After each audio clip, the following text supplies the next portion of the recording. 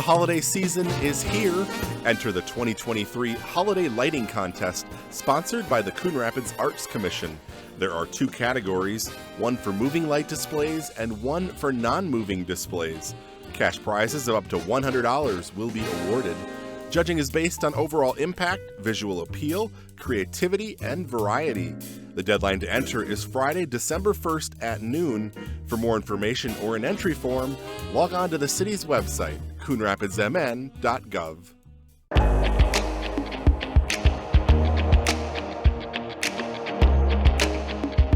We identified through that study back in 2018 the third lane would benefit the systems. Residents turned out earlier this month to learn more about a project that will improve capacity and safety on Highway 10 in Coon Rapids.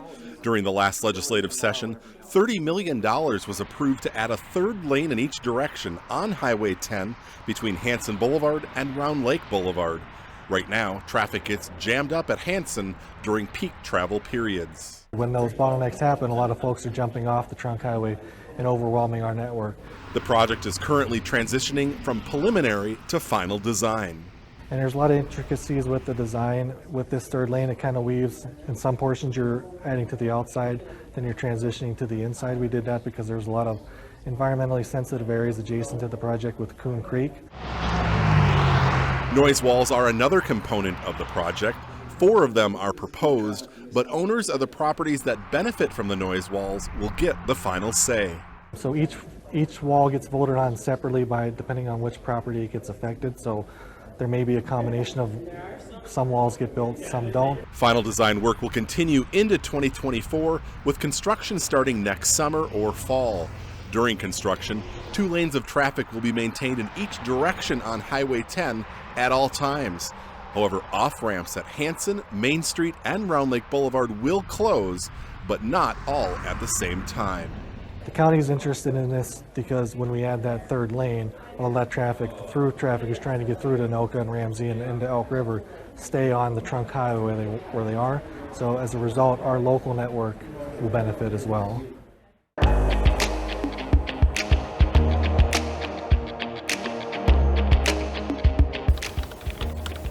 I've been here for about 6 weeks now.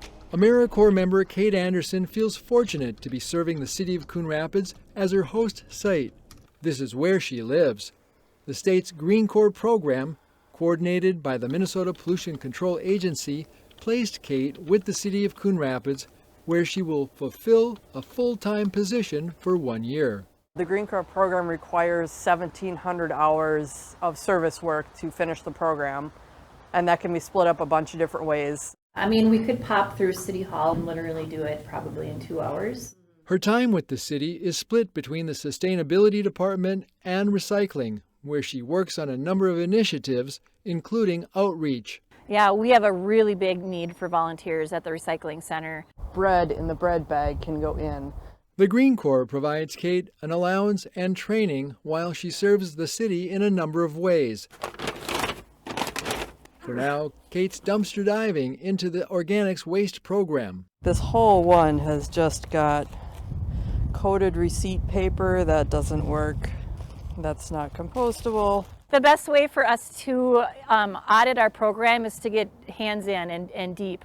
What we're looking for is the behaviors of those who are using our program. Kate's work with the city's sustainability planner, Olivia Doro Hovland, focuses on reducing energy use. The real aim for our Green Corps member this year when it comes to energy efficiency and renewable energy is to just get the word out as much as possible and raise awareness for the programs that are available to our residents. Kate's Green Corps service runs through next August. She's currently finishing up a college degree in sustainability while also serving on the city's Sustainability Commission. I have a variety of different projects going all at the same time, so I can work on one thing for a little bit and then switch over and work on something else. She's doing great. It's really nice that she's come to us with some career background. It was a really good opportunity that popped up just at the right time.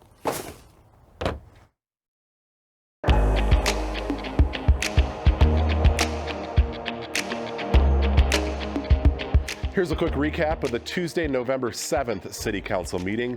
An agreement approved by the council on Tuesday night means police officers will be returning to some Coon Rapids schools next week. The topic of school resource officers has been in the spotlight in recent months after the state legislature approved changes to student discipline laws last session.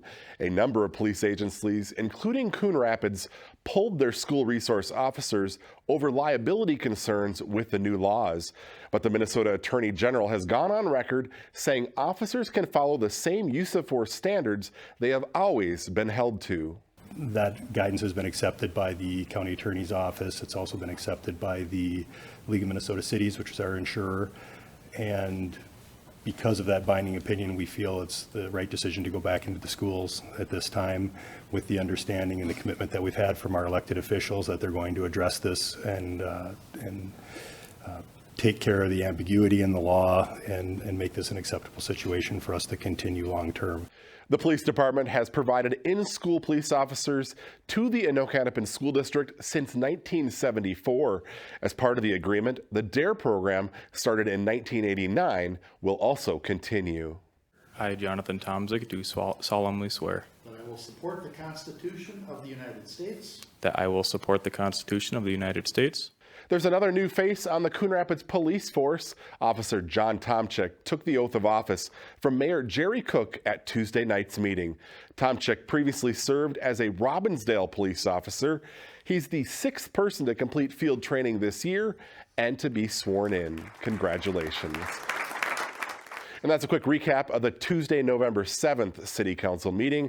As always, you can find the full meetings on cable or the CTN Coon Rapids YouTube channel.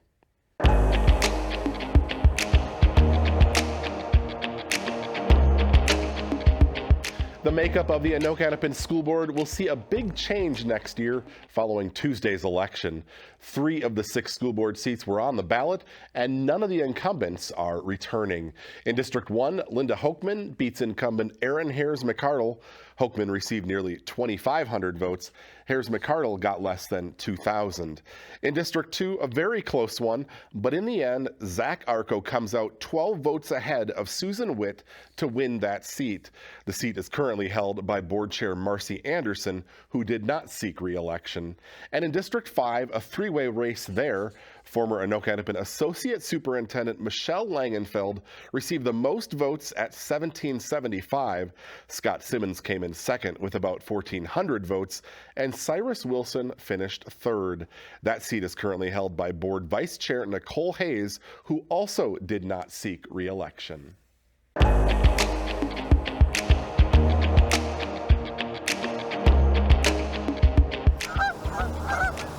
This week's Halloween snowfall reminds us that seasons change. And inside the Coon Rapids Public Works building, the Streets Department is preparing for winter. We just calibrated the sander. Dump trucks are being turned into plow trucks. This assembly here is the sander, which allows the operator to adjust it for how many pounds of salt per mile they put down, depending on temperature and road conditions. Although the snow took many by surprise, Public Works was not.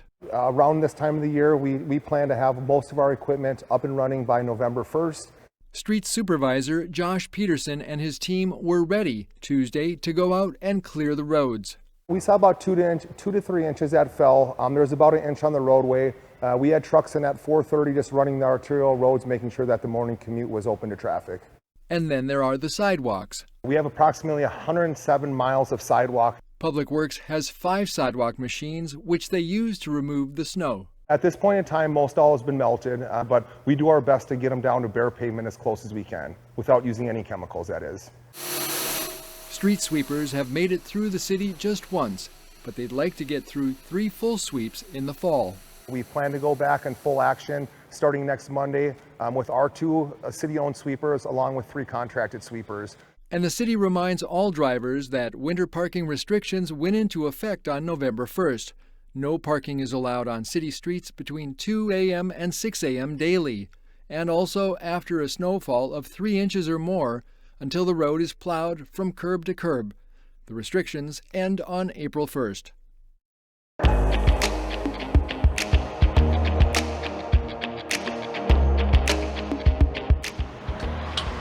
By the numbers, the Anoka Credit Union has quite the story to tell.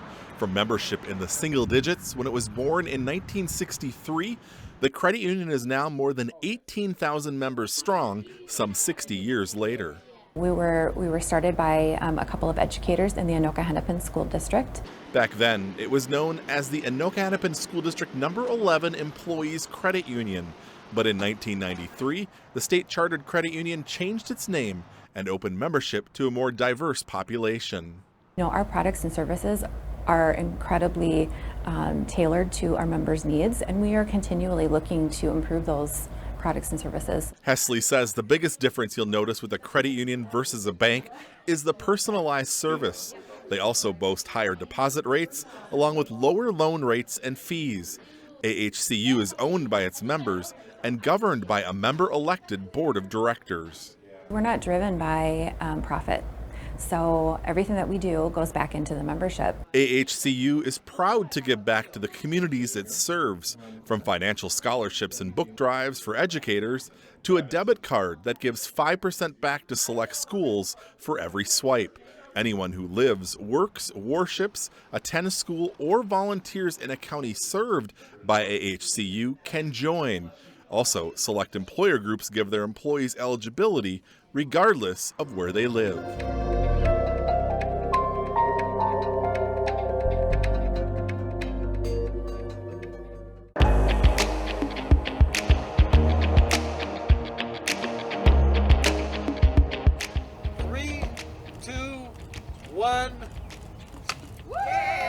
On Tuesday, city officials joined together with staff from Mercy Hospital and Allina Health to celebrate the new inclusive playground at Mercy Park. Partnerships like this one with Mercy and the Allina Health Courage Kenny Rehabilitation Institute are critical to the community. The Allina Health Foundation made a $40,000 donation to the city of Coon Rapids to help upgrade the park to be accessible to even more children ages 5 to 12. After more than a year of planning, we are very excited to have this playground at its completion. Rehabilitation manager Sarah Rohde from Courage Kenny Institute is excited for their pediatric patients to be able to use the park. We anticipate that this park will be used by families who live nearby, and it's a wonderful option for therapy sessions for our clients. Like 9-year-old Amos Perkins, who worked out under the guidance of his therapist. Amos's mom said he's thrilled with the new playground. He loves the park. He thinks it's tons of fun to play on. It works for him, for what he needs, for his abilities, and that's fun. The improvements to the park took place this summer. The work that went into the playground's rubberized surface was labor-intensive. That rubber surfacing is able to absorb to help eliminate injuries, and it also for wheelchair accessibility and walkers and things of that nature. I think some of the most exciting ones was the friendship slide where you can go down with a friend or go down with a parent right next to you was super fun. Pediatric physical therapist Jessica Jacklich likes a lot of the playground's special features. To be able to come together and make something that we could use in treatment more often, just the quick walk across the parking lot to get to it and to watch their eyes light up when they can get to the things that they want to play with. Meanwhile, the Allina Health Foundation continues to raise funds for a future Phase 2 of improvements at Mercy Park. We are in the planning stages for a Phase 2, and it's based on children from 2 to 5 years old. We call them tot lots.